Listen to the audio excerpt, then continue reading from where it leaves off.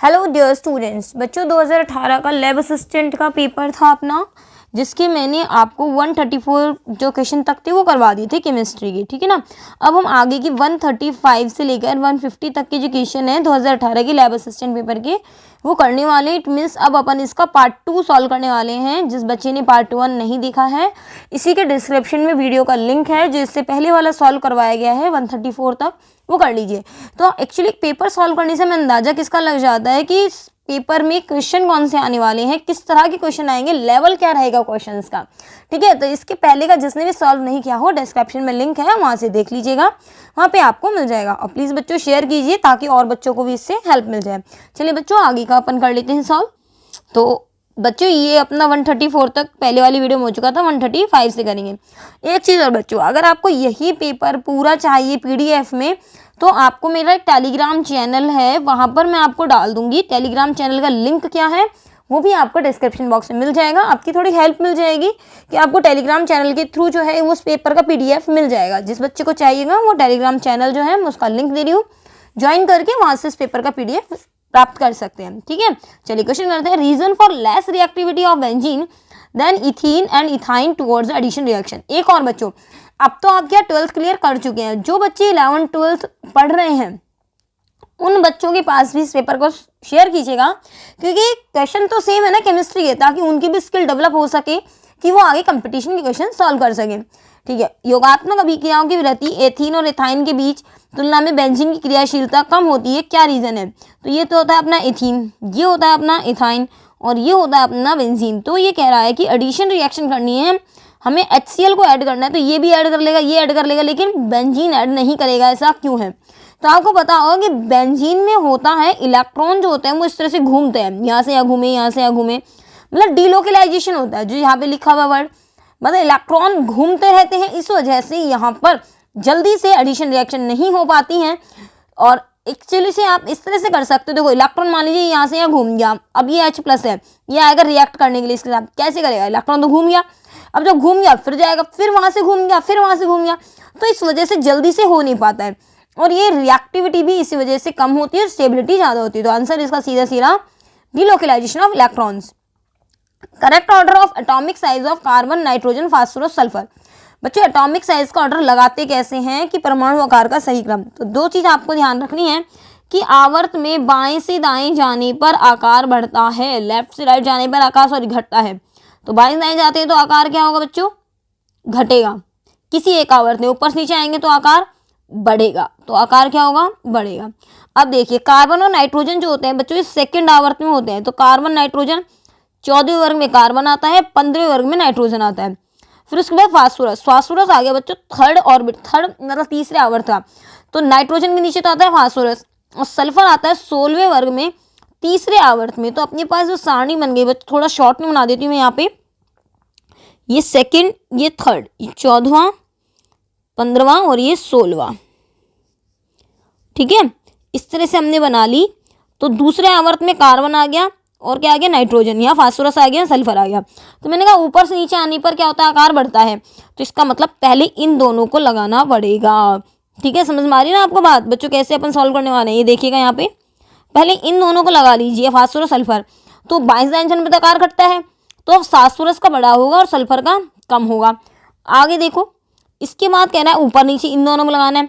इसमें किसका आकार बड़ा होगा? कार्बन का बड़ा होगा, नाइट्रोजन का छोटा होगा। तो फिर कार्बन आ जाएगा, फिर नाइट्रोजन आ जाएगा। तो सबसे बड़ा कौन है? फास्फोरस। देखो किसमें फास्फोरस सबसे लास्ट में, सल्फर आ रहा है, इन दोनों में आ रहा है, लेकिन इसका मतलब ये दोनों हो सकते हैं। फिर सल्फर बिल्कुल सही है, फिर आना चाहिए कार्बन, कार्बन इसमें आ रहा है। इसका आंसर सीधा सीधा आंसर कौन सा आ गया बच्चे? इसका ए आ गया। ठीक है, ये ले लीजिए अपना ए आंसर आ गया है यहाँ पे। आगे देखिए 137, आधुनिक आवर्त सारणी में आवर्त किसको बताता है? आवर्त मतलब दूसरा आवर्त, तीसरा आवर्त, चौथा आवर्त। अगर मैं आपसे कह दूं कि जो कार्बन है वो दूसरे आवर्त में आता है, यहाँ पे मैंने आपसे कह दिया कि जो अपना पोटेशियम है वो चौथे आवर्त में आता है, बिल्कुल आता है बच्चों। देखो कैसे, तो इससे पता क्या चला? इससे ये पता चला कि इसके अंदर कोशों की संख्या कितनी है? 4। इसके पता चला कोशों की संख्या 2, कोशों की संख्या 3। तो लास्ट में ये प्रिंसिपल क्वांटम नंबर तो बता रहा है, तो मुख्य क्वांटम संख्या। इलेक्ट्रॉन लब्धि किसकी सबसे ज्यादा होती है बच्चों? इलेक्ट्रॉन लब्धि मतलब होता है इलेक्ट्रॉन ग्रहण करने के बाद निकली हुई ऊर्जा कि इलेक्ट्रॉन था, इसने ग्रहण किया, तो सबसे ज़्यादा एनर्जी किस में रिलीज होती है, तो आंसर इसका क्लोरीन। लेकिन विद्युत ऋणात्मक तत्व आ जाए तो आंसर आ जाएगा बच्चों फ्लोरीन। तो इसका आंसर क्या है, क्लोरीन। आगे देखिए विद्युत ऋणात्मकता का क्रम। विद्युत ऋणात्मकता के क्रम के लिए एक चीज याद रख लीजिए, मैं आपको याद करा देती हूँ, फोकल। क्या याद रखना है, फोकल। तो FO और नाइट्रोजन जो होता है वो लगभग इसके बराबर होता है। इसकी होती है 4, इसकी होती है 3.5, इसकी होती है विद्युत ऋणात्मकता 3.0, इसकी भी होती है 3.0। लेकिन इन दोनों में किसकी ज़्यादा होती है, क्लोरीन की ज़्यादा होती है। अब देखो कौन सा क्रम सही बैठ रहा है, सबसे ज़्यादा फ्लोरीन। किस में है फ्लोरीन, इसमें है क्या, इसमें है क्या, इन दोनों में, ये देखिए सही है। अब कितना आना चाहिए, ऑक्सीजन, ऑक्सीजन आ रहा है लेकिन इसमें क्लोरीन आ रहा है, आंसर आ गया डी। तो आ रहा है ना फोकल, फिर सल्फर, फिर हाइड्रोजन। हाइड्रोजन तो वैसे भी प्लस भी देता है और माइनस भी देता है, हाइड्रोजन की कार्बन के बराबर होती है लगभग, तो आंसर आ गया डी। अब ये अच्छा क्वेश्चन है, P4 में PP बंधों द्वारा निर्मित पाई कक्षकों का गुण है। पाई मतलब PP बॉन्ड जो है उसका पूछ रहा है। अब P4 की आकृति कैसी होती है, P4 मतलब हास्योरस। बच्चों P4 की आकृति होती है ये वाली। ये आपका 12th क्लास का चैप्टर है जो P ऑर्बिट वाला, P ब्लॉक वाला, वो वाला चैप्टर। अब इसके अंदर फास्फोरस जो होता है वो कौन सी उसमें होता है संकरण में, sp3। अब sp3 का मतलब क्या हो गया, एक ऑर्बिटल तो s की और 3 ऑर्बिटल p की। तो आप खुद सोच के देखिए कितना आना चाहिए बच्चों। 4 कक्षक हैं, 1 + 3, कितनी कक्षक है, 4 है, तो भाग कितने का लगा दिए, 4 का। तो ये तो 1/4 दे रहा है सल्फर, और फास्फोरस के ये जो सल्फर कह रही सॉरी बच्चों, s ऑर्बिटल तो दे रहा है 1/4, और अपना p ऑर्बिटल कितना दे रहा है, 3/4। 3/4 मतलब कितना आ गया, 75%। तो 1/3 भाग तो दे रहा है अपना s ऑर्बिटल, और 3/4 भाग कौन दे रहा है, p ऑर्बिटल। अंतर हैलोजन यौगिक, इंटर हैलोजन कंपाउंड जो डाइमर फॉर्म में पाया जाता है बच्चों, ध्यान रखिएगा, आंसर है इसका ICl3। आगे देखिए बच्चों, which pump is important in biological reaction in human body. बच्चों ये क्वेश्चन है आपका एस ब्लॉक से, ये आपका है एस ब्लॉक वाला चैप्टर, ये आएगा आपका क्लास 11 में, ठीक है ना, समझ रहे हैं आप बात को। तो आंसर आ जाएगा इसका, देखो लगा भी हुआ है, सोडियम पोटेशियम पंप। इसके अंदर आपको ध्यान होगा कि जो सेल होती है उसके अंदर से सोडियम पोटेशियम पंप में, कोशिका द्रव्य में और कोशिका के भीतर सोडियम पोटेशियम आयनों की मात्रा अलग अलग होती है। जब आयनों की मात्रा डिस्टर्ब हो जाती है तो कोशिका पलट जाती है, जिससे मात्रा जो होती है बैलेंस हो जाती है। तो आपका आ गया sodium potassium pump. Vapour density of completely dissociated NH4Cl, पूर्णतः वियोजित NH4Cl का वाष्प घनत्व कितना होगा। बच्चों इसका फॉर्मूला होता है मॉलिक्यूलर वेट, मतलब अणुभार, मॉलिक्यूलर वेट अणुभार बराबर 2 × वाष्प घनत्व या वेपर डेंसिटी। ये आपसे पूछ रहा है, तो मॉलिक्यूलर वेट वो कह रहा है इसका वाष्प घनत्व कितना होगा, तो वाष्प घनत्व होगा मॉलिक्यूलर वेट बराबर, ये जो है अपना 2 जो है इसके नीचे ले आइए, तो अणुभार का आधा होगा, तो देख लीजिए कितना होगा, NH4Cl का आधा। आगे देखिए, acidity of BF3 can be explain on the basis of which of the following concept. बच्चों वो कह रहा है BF3 की जो अपने पास अम्लीयता है वो किस आधार पर समझाई जाती है। तो हम आपको बता दें बच्चों, आर्यनीय सिद्धांत किस आधार पर बेस है कि जो H+ त्यागते हैं वो क्या होते हैं, अम्ल होते हैं, और जो H+ क्या होते हैं, अपने पास OH आयन त्यागते हैं वो क्या होते हैं, बेस होते हैं। ब्रॉन्स्टेड-लॉरी अवधारणा किस पर आधारित होती है, कॉन्जुगेट बेस पर आधारित होती है। लुईस अवधारणा जो होती है बच्चों ये होती है इलेक्ट्रॉन के बेस पर होती है। BF3 में H+ भी नहीं है, OH आयन भी नहीं है, ये इलेक्ट्रॉन न्यून है। इलेक्ट्रॉन न्यून कैसे है, ये इसकी स्ट्रक्चर है। बोरोन के बाह्यतम कोश में कितने इलेक्ट्रॉन है, इस समय 6 इलेक्ट्रॉन है, जबकि 8 इलेक्ट्रॉन से कम होने को इलेक्ट्रॉन न्यून कहते हैं। इसको इलेक्ट्रॉन दे दिए जाए तो ये अम्ल का काम करेगा, इसलिए लुईस अवधारणा पे बेस्ड है। ये बच्चों बहुत अच्छा क्वेश्चन है, ये देख लीजिए, जल में अम्ल की कुछ मात्रा मिलाए जाने पर पानी का आयनिक गुणनफल क्या होगा। सबसे पहले तो ये पता करना चाहिए, और अपन ने तो 11th क्लास को ढंग से पढ़ा ही नहीं है ना, 11th क्लास का चैप्टर है, इसको मैं समझा देती हूँ, आप समझ पाएंगे। ये होता है बच्चों H2O, जब इसका डिसोसिएशन होता है तो ये टूटता किसमें है, H+ और OH- में, ठीक है। अब आप इसके अंदर इसका वो निकालिएगा साम्यावस्था स्थिरांक। साम्यावस्था स्थिरांक होता है प्रोडक्ट अपॉन रिएक्टेंट। प्रोडक्ट में क्या क्या आएंगे, प्रोडक्ट की सांद्रता H आयन की और OH आयन की, भाग किसका लगेगा, H2O का लगेगा, बराबर क्या आ गया K, और K × H2O क्या होता है, इसको बोलते हैं अपन KW। तो आयनिक प्रोडक्ट क्या हो गया, KW बराबर H आयन और OH आयन का गुणनफल, ठीक है, समझ में आ गई अब आपको बात। अब वो कह रहा है जल में अम्ल की कुछ मात्रा मिला दी जाए, मतलब ये हमारे पास क्या है, पानी है। अब इसमें हमने क्या मिला दिया, पानी मिला दिया, पानी में क्या मिला दिया, अम्ल मिला दिया। अम्ल मतलब किसकी मात्रा मिला दी, H+। अब मैं आपको एक चीज़ बताती हूँ, देखिएगा यहाँ से समझिएगा इस चीज़ को, कैसे समझना है। आपने किसकी सांद्रता मिला दी, H आयन की सांद्रता आपने ज़्यादा कर दी। अब ये देखो बीच में साइन किसका आ रहा है, ये साइन है किसका, साम्य का साइन है, ये किसका साइन है बच्चों? ये साम्य अवस्था का अपने पास चिन्ह है। तो यहाँ पर ये क्या कहता है, देखो ये मैं हटा देती हूँ एक बार। अगर अपने पास H प्लस की मात्रा ये बढ़ाते जा रहे हैं, H प्लस की मात्रा बढ़ाते गए तो उस कंडीशन में क्या होगा, ये जो OH माइनस है, ये OH माइनस बढ़े हुए H प्लस आयन से क्या करने लगेगा, रिएक्ट करने लगेगा, और H प्लस और OH माइनस मिलके क्या बनाने लगेंगे, H2O, और सांद्रता सीधी की सीधी कहाँ जाने लगेगी, पीछे जाने लगेगी। यहाँ ला शैतली का नियम काम करता है, सांद्रता पीछे जाने लगेगी।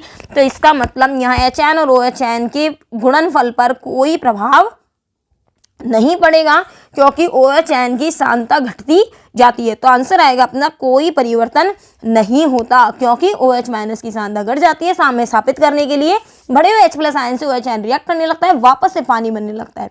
ठीक है, आगे देखते हैं। ये क्वेश्चन भी अच्छा है। आपने 146 क्वेश्चन क्या कहता है बच्चों, 1 litre buffer solution. Buffer solution जानते हैं क्या होते हैं बच्चों? बफर सॉल्यूशन वो होते हैं जिसके अंदर एसिड मिला दीजिए चाहे बेस मिला दीजिए, मतलब अम्ल मिला दीजिए, क्षार मिला दीजिए, पीएच चेंज नहीं होती है। वो कह रहा है 1 लीटर बर्फ लेने 0.01 m तो क्या है NH4Cl, और 0.1 क्या है NH4OH, और इसके लिए pKb का मान 5 है तो इसकी pH क्या होगी।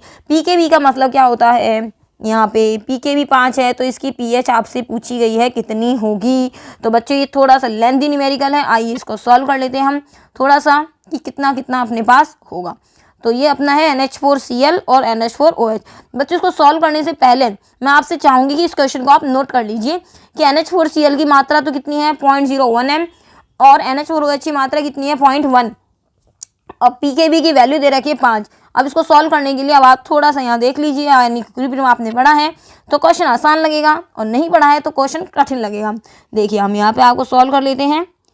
NH4Cl और NH4OH, यहाँ पर ये NH4Cl बना है वीक बेस। वीक बेस मतलब NH4OH, और स्ट्रॉन्ग एसिड Cl किससे मिला है HCl से। ये H और OH को निकाल देंगे तो NH4Cl बनेगा। तो ये बना है स्ट्रॉन्ग एसिड से। NH4OH क्या है अपना वीक बेस है। तो मिला के ये जो बफर है इसके अंदर वीक बेस और वीक बेस है ना, तो 2 बेस ज़्यादा है तो ये बेसिक बफर है। ये कैसा बफर है, बेसिक बफर है। पहली बात तो ये क्लियर हो गई अपने पास। अब हेंडरसन इक्वेशन, और इसके लिए pKb भी हम लिख लेते हैं। pKb कितना दिया हुआ है बच्चों, 5 दिया हुआ है। हेंडरसन इक्वेशन को आपको याद रखना पड़ेगा जिससे क्वेश्चन सॉल्व होगा। POH बराबर pKb प्लस लॉग साल्ट की कंसंट्रेशन अपॉन इसके बेस की कंसंट्रेशन। साल्ट मतलब लवण और बेस मतलब क्षार। ठीक है, अब देख लीजिए कितना है, pKb कितना है 5, फिर अपने पास लॉग साल्ट की कितनी है 0.01, और इसकी कितनी है 0.1। अब इसको सॉल्व कर लेते हैं अपन। 0.01 इसको सॉल्व करेंगे। देखो पॉइंट को क्या करोगे आप, ऊपर लेके जाओगे तो ये 0 आएगा, इसको लेके जाओगे तो कितना आएगा 00 आएगा। तो इसका मतलब क्या हो गया 10/100। 10/100 का मतलब घट गया, तो 5 प्लस लॉग 10 की घात माइनस 1 ऊपर लेके आएंगे ना। अभी लॉग 10 की घात माइनस 1 को सॉल्व करेंगे तो क्या आएगा 5 माइनस 1 और लॉग 10। लॉग 10 की वैल्यू कितनी होती है 1 इंटू 1 आ गया बराबर 5 माइनस 1 बराबर कितना आ गया 4। कितना आ गया 4। तो POH की वैल्यू कितनी आ गई अपने पास 4 आ चुकी है बच्चों। अपने से पूछा क्या है वो देख लेते हैं एक बार, है ना। POH की वैल्यू कितनी आई अपने पास 4 आई है, लेकिन हमने पूछा क्या इसकी pH कितनी होगी। अब pH बताओ कैसे निकलेगी इसमें से। pH बच्चों होती है अपने पास 7 और 7 14। अगर मैं आपसे कह दूं pH प्लस POH का जो योग होता है बच्चों ये होता है 14, है ना, और ये अपने पास 14 होता है। तो pH तो अपने को निकालनी है। POH कितनी है 4 और ये कितना है अपने पास 14। तो pH बराबर कितना हो गया 14 में से आपको क्या घटाना पड़ेगा 4 को घटाना, सॉरी pH प्लस 4, 14 में से 4 घटाना पड़ेगा। तो pH बराबर कितनी आ जाएगी 10 आ जाएगी। बेसिक बफर ही बताया था, और pH भी कितनी निकली है बेसिक निकली है। यदि किसी विलेन का pH 5.2 है तो POH क्या होगी बच्चों, सेम फॉर्मूला लगेगा। pH कितनी बोल रहा है अपने से 5.2, तो POH क्या होगी आपको घटाना पड़ेगा 14 में से 5.2 को घटा लीजिए। ये लीजिए आपके लिए आसान तरह से घटा दिए। 10 में से 2 गए 8 और 13 में से 5 गए 8, तो कितना हो गया बच्चों 8.8।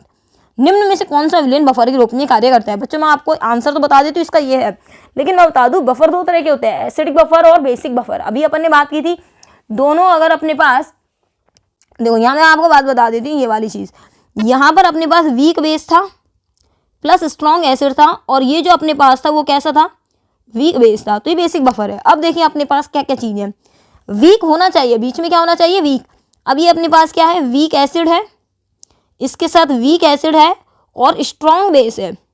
लेकिन यहाँ पर आप देखेंगे NaOH, ये भी स्ट्रॉन्ग एसिड, ये स्ट्रॉन्ग बेस और ये स्ट्रॉन्ग एसिड। यहाँ पे ये स्ट्रॉन्ग एसिड और ये तो साल्ट है, इससे कोई मतलब ही नहीं है। और ये साल्ट भी किसका है, NaCl, स्ट्रॉन्ग बेस का और स्ट्रॉन्ग एसिड का। स्ट्रॉन्ग चीज़ नहीं होती, हमेशा क्या लेना चाहिए, वीक। अब ये वाला अप्लाई कर लेते हैं अपन। HCOH क्या है, वीक एसिड है, HCOH वीक एसिड और वीक बेस। सब कुछ वीक आ रहा है कि नहीं आ रहा है, लेकिन ये वाला नहीं होगा, एक स्ट्रॉन्ग होना चाहिए। अगर दोनों वीक एसिड मिल रहे हैं तो बेस स्ट्रॉन्ग होना चाहिए, दोनों वीक बेस मिल रहे हैं तो स्ट्रॉन्ग एसिड होना चाहिए। तो आंसर क्या आ जाएगा, सी। तो ये वाला बेस कैसा हो गया, बफर कैसा हो गया, एसिडिक बफर। इसी तरह से मैंने NH4Cl का बोला था आपको, NH4Cl और NH4OH है ना। इसके अंदर क्या था बच्चों, ये वीक बेस था, इसके अंदर NH4 की वजह से ये वीक बेस है और HCl वाला वीक एसिड है, सॉरी स्ट्रॉन्ग एसिड है। कैसे है, ये कैसे पता लगा रहे हो, NH4 के साथ OH जोड़ दो, Cl के साथ H जोड़ दो, तो HCl स्ट्रॉन्ग एसिड है और वो वीक बेस है। तो ऐसे निकालते हैं इसको। किन्हीं दो गैसों के मिश्रण का कुल दाब कितना होता है। मान लीजिए कोई नाइट्रोजन गैस है और ऑक्सीजन गैस है, इसका दाब कितना होगा, नाइट्रोजन का आंशिक दाब प्लस ऑक्सीजन का आंशिक दाब, तो दोनों गैसों के आंशिक दाब के योग के बराबर होता है, तो प्रत्येक गैसों के आंशिक दाब के योग के बराबर होगा। आगे है PV बराबर nRT दिया हुआ है, इसकी न्यूमेरिकल वैल्यू ऑफ R। बच्चों ये आपको याद रख लेनी चाहिए मेरे हिसाब से। आंसर आएगा 8.314, तो सेम है, पास्कल मीटर क्यूब प्रति मोल प्रति केल्विन। बहुत इंपॉर्टेंट क्वेश्चन है, याद कर लीजिएगा। चलिए बच्चों, ये आपका 150 क्वेश्चन आपके मैंने सॉल्व करवा दिए, पेपर खत्म हो गया बच्चों, आगे पेपर नहीं है। आशा करती हूँ इसको शेयर करेंगे, आप अपनी तैयारी को और मजबूत करेंगे। Thank you students, bye bye.